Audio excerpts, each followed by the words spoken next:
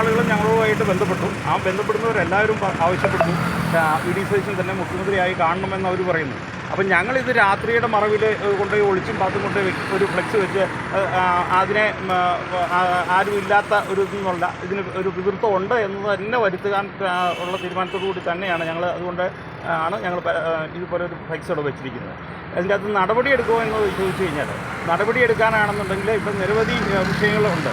ഇവിടെ 5 സ്ഥാനാർത്ഥികളെയും തോൽപ്പിക്കുമെന്ന് പറഞ്ഞ ആളുകൾ ഒരു സ്ഥാനാർത്ഥിയുടെ തന്നെ സ്ഥാനാർത്ഥിയാകാൻ ആഗ്രഹിച്ച ആളുടെ വീട്ടിൽ വിളിച്ചു വരുത്തി 5 സ്ഥാനാർത്ഥികളെയും തോൽപ്പിക്കും എന്ന് പറഞ്ഞ ആൾ ഇപ്പം പഞ്ചായത്ത് പ്രസിഡന്റുമാരുടെ പ്രസിഡന്റായിട്ട് ഇവിടെയുണ്ട്.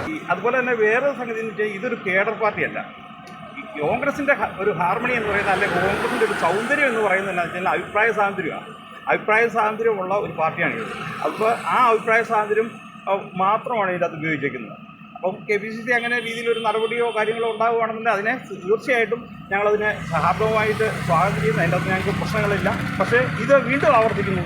ഇതാണ് ഇവിടുത്തെ ജനങ്ങളുടെ കേരളത്തിലെ ജനങ്ങൾ ആഗ്രഹിക്കുന്ന സാധാരണക്കാരായിട്ടുള്ള ജനങ്ങൾ ആഗ്രഹിക്കുന്ന ഒരു മുഖ്യമന്ത്രിയാണ് വി.ഡി. സതീശൻ.